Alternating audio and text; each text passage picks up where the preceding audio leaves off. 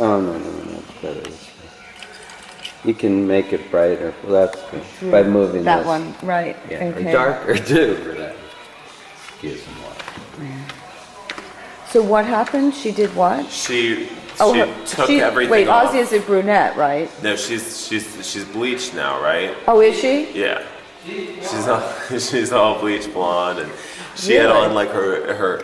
We had put her in like her white mini skirt and her white tank and some disgusting $1 white with hearts, kind of lacy hillbilly number, and she was dancing in the bathroom wearing it, and she totally was Sarah. It was great.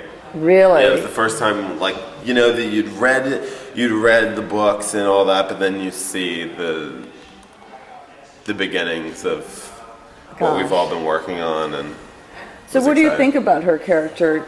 It's present day, right? It's present day, lost in time, so it's a little of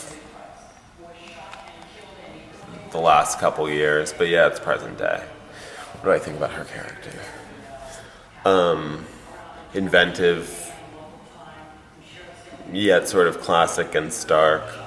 You know, I mean, like, she still always looks good, probably from her, you know, upbringing, having to, you know. Right, she finds the things. Yeah, she finds the things. Right. She's a scavenger. She's a hunter for her men, for her clothes, for to her have look. it sexy. She knows what she's doing. And she wants to look sexy. Yeah.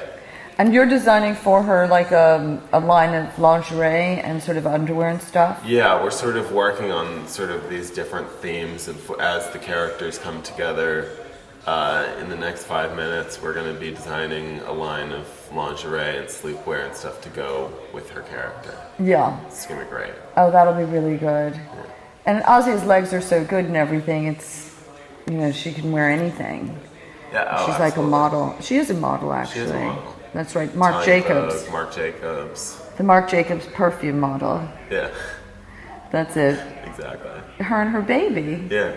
That's it. They were the Marc Jacobs perfume model after Sofia Coppola. Right. That's a riot. So then the clothing, though, is also this mini skirt that's just key. And you were saying something about because it's down south, you want to keep it kind of leaning towards a cowboy, like the denim look. Yeah. I mean, keeping it with what it's really all about. Denim. Sarah loved lots of red, so you'll see a lot of red. You'll see a lot of, you know, details like the shoulder, the lace to entice the man, but also sort of, she always did work a Lolita kind of angle on herself. She liked to play up her little girl dressing up in women's clothing. She wasn't, she's not the kind of person that's always the most, I think she uses like ruffles and lacy things because she's smart and she knows how to attract the man. But she does sort of have a butch element to her underneath. Mm-hmm. Later in life, she was, you know, only with women. Oh, really? And the mother. Yeah, but she can still use those things to her advantage. She's very smart and conniving. Right. She knows what she's doing. She doesn't. And she's a chameleon. Does she change her look to attract men, or is she 24 hours, 7 days a week, hot looking? No, she changes her look to attract men. I mean, when she's off, she's really off. She's wearing like a big old t-shirt or a sweatshirt or something like that. She's not on. Mm-hmm. It's work. You know, she's like, when she's with her cowboy, she's like a cowgirl. When she's with her trucker, she's a hooker, but she's kind of a punky, junky hooker. That's when she's really on the smack stuff. Then she's like a Harley girl when she's with Chester. Mm-hmm. But she's kind of lost at that point. She's going completely insane on Crystal. Mm-hmm. So that Harley thing, is that like black leather, do you think? Or you're going to go for that? Yeah. And Harley underwear, right? From Harley Davidson. Absolutely. With the wings and stuff. And Ozzy has the tattoo on her stomach, right? Yeah. Which is, how does that fit into the story? What do you think? It's sort of hidden either until Trucker or until Chester. Kenny or Chester.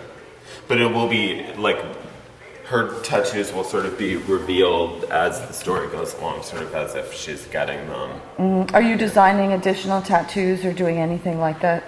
Mike Potter, who's the hair and makeup, will be designing additional tattoos, and he's really brilliant at that. So, Really? yeah. Wow. I think it'd be really interesting if it was like there or something. Yeah. Like heading up towards her bottom. That'd be pretty amazing. Because they say that with hookers that men just really go for the bottom. I mean, in reality, without it being part of the script, of course. Right. That seems to be what they really like. So like maybe short shorts and underwears as things, you know, Yeah. wedgies. So, wedgies. So with Ozia, tell me, in the scene in the nightclub, you know, in the stripper bar, what are you designing for it?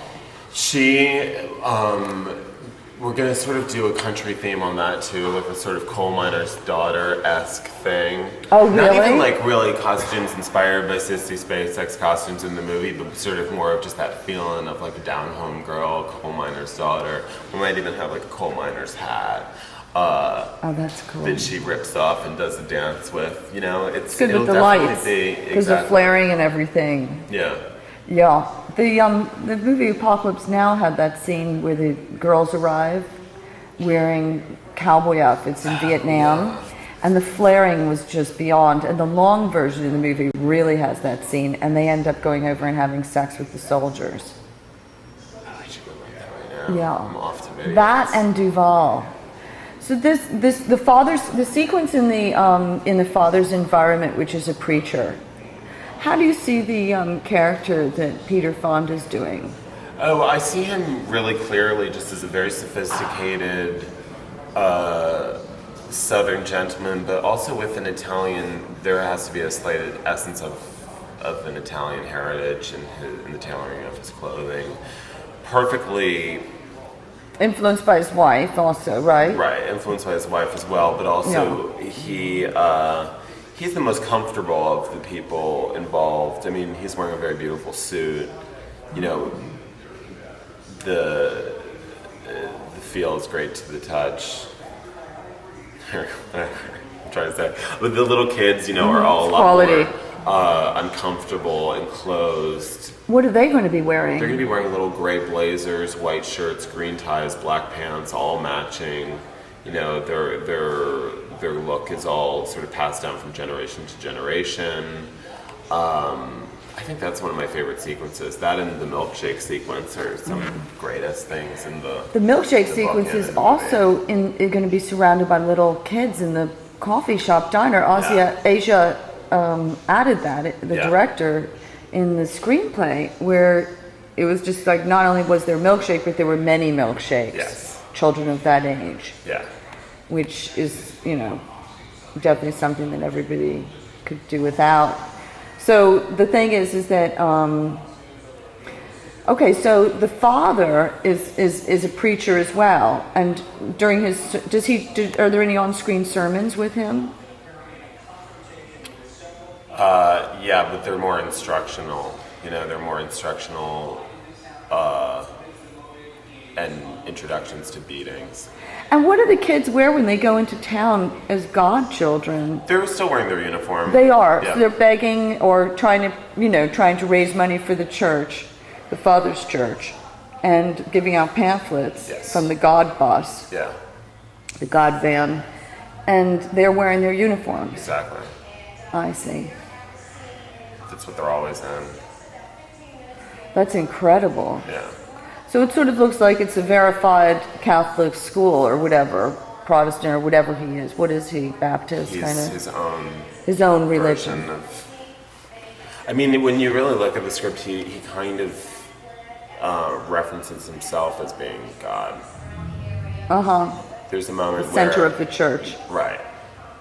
You sort of get the feeling that his character really considers himself to be the leader of his own religion, aka the voice of God. So it's a cult. Yeah. So really the character had a choice between a cult and otherwise. Exactly. The mother and her love. Yeah. As confusing as it is. So that's interesting. Have you spoken to Asia about that? The fact that he actually is the godhead of the church. Absolutely. Yeah. I mean, because we really didn't look at. I was more looking at people like Jim Bakker from the '80s, like Southern Gentleman Evangelists, and just other different religions. But we didn't really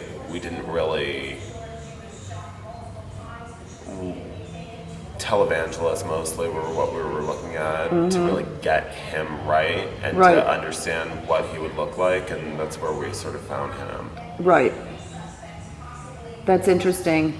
And okay. And are the kids going to have like special underclothing that's uniform too? They just wear like very uncomfortable boxers and stuff like that. They're just really confined, in something that's not necessarily very and full comfortable. t-shirts. Yeah. Real t-shirt, like a regular t-shirt, which is no one really needs it. Yeah, exactly. Yeah. And so do you see that with Asia's character, as she goes further insane, do things get wardrobe-wise harsher, or is it the makeup, like with, you mentioned the Bakers, the wife, They'll get harsher. Is she going to wear She eyelashes? definitely is a chameleon. Yeah, I mean, Mike's makeup looks will be really intense on her, especially because she'll go there and because he really will go there. They both really dare to do something that's going to be true to the character. If anything, also I'd say that as it goes along, it gets a little bit dirtier, a little bit harsher, a little bit sparser. It's not a fashion story. Right, she starts to get And poorer, it certainly doesn't isn't she? at that point. Yeah, but also she's lost the ability to care about her appearance as much. Right. At that point. Because after all, it's the character who eventually is mentally out of control and possibly schizophrenic. Exactly. Right. Yeah. I think that it starts... Even if it's drug-induced schizophrenia, she may not get out of it ever. There's no confidence that she survives. Exactly. And she's sort of more savvy about her disguises and how she, studies the next man and sees what he will want from her and then becomes reborn as that character. After a while, she's not as able to switch effortlessly from one character to the next, and they all sort of merge together.